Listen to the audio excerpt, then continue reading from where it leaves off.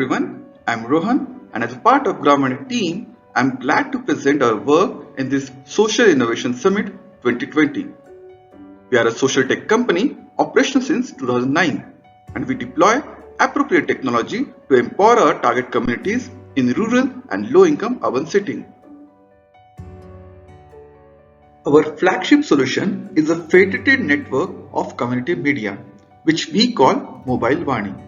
It is a voice-based participatory platform available 24/7 for free of cost. And this platform is accessible to anyone having simple feature phone or smartphone.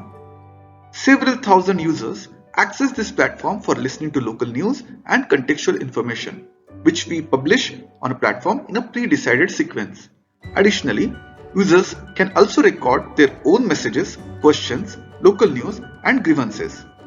Voice recordings thus obtained are manually processed by a large team of content moderators who identify relevant user-generated content that can be published back on the IVR.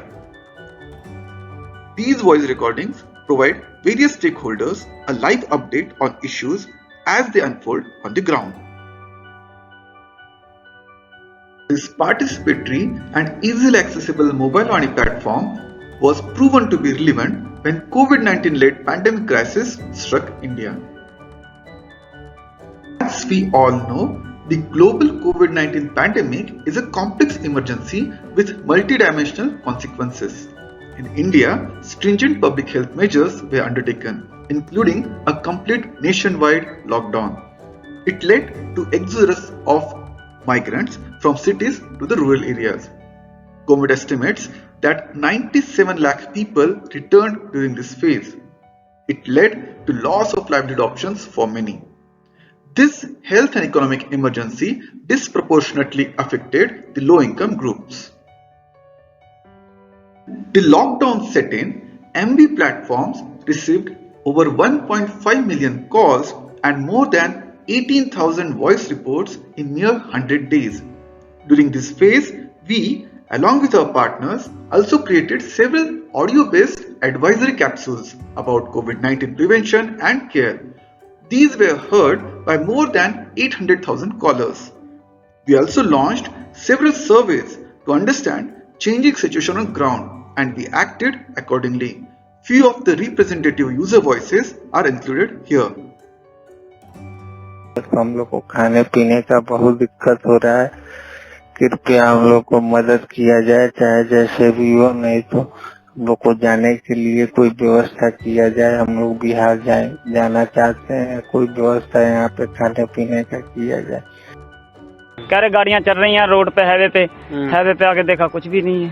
लग जाएगा 3-4-5 दिन लगेगा। पेटी जा रहे क्या करें? जी नहीं, कुछ नहीं दिया सर, हमसे झगड़ा कर लिया। गले पड़ गया सर मारने के लिए हमको। 2 दिन हो गया सर, 3-4 दिन लग जाएंगे। कि यहाँ डीलर है नवल सिंह, जो 3 महीना से यहाँ यहाँ दलित परिवार रहते हैं और 3 महीना से लोगों को बलगरा रहे हैं कि देंगे, अभी तक दे नहीं रहे। और इस समय में नहीं मुखिया हम लोगों को सुन रहे हैं, नहीं यहाँ का स्थानीय ये प्रखंड पदाधिकारी कोई यहाँ पर अभी तक नहीं आए हैं। Through these audio recordings, users spoke of profound distress over struggle to secure the basic necessities of survival. Our analysis of these voices, which were collected over 100 days after lockdown announcements, revealed that 48% recounted shortage of food or problems in accessing food entitlements. 17% had insufficient funds or they faced problems in accessing cash transfers related relief measures. 10% required transport and 8% voices were the concerns about employment or livelihood. These problems were particularly acute during the first 2 lockdown phases.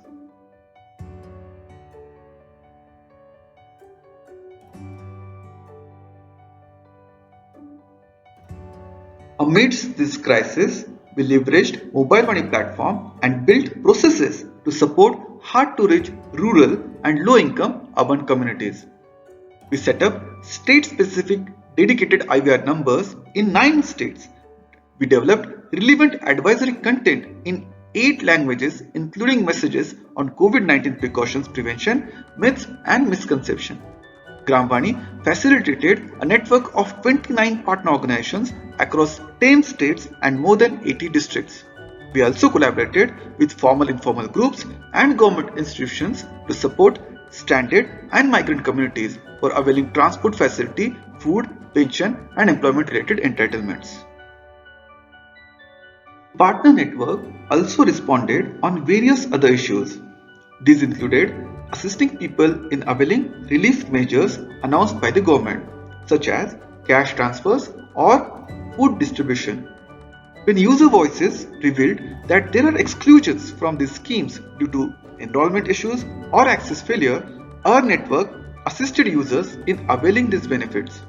The partners also facilitated local action for simplified reopening of few essential services like provisioning of animal feed for livestock and for procurement of agricultural produce. While the public health system pivoted to service pandemic-related surveillance, many partners leveraged Mobile Vani and buttressed community health response.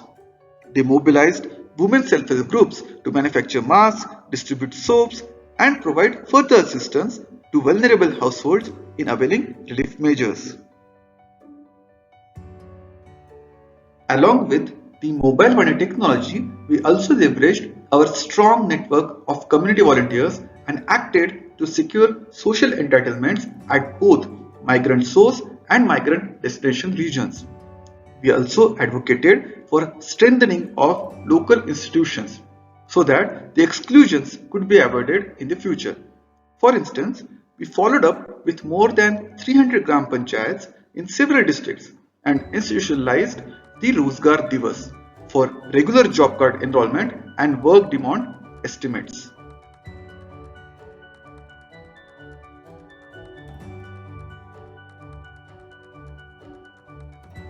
Gramvani's COVID-19 response service could successfully reach to the most vulnerable population mainly because the technology is inclusive, easily accessible and participatory in nature.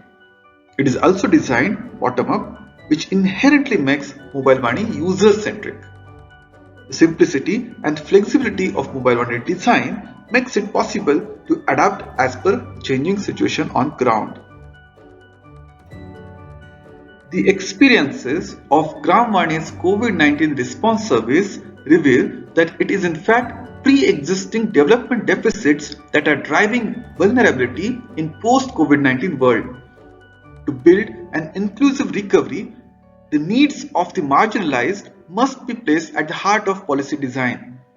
Public policies and solution frameworks must avoid structural drivers of exclusions, inequalities, and discrimination. The COVID-19 is both a crisis and an opportunity to reimagine more just institutions and policies. Moving forward, we intend to leverage our technology and experiences for strengthening community institutions and for building innovative bottom-up consultation channels.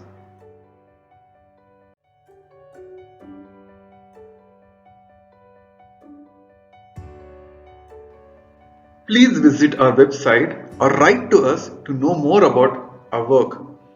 I thank you for attending this presentation. I also express my gratitude towards CSIP team for inviting us in Social Innovation Summit. Thank you very much.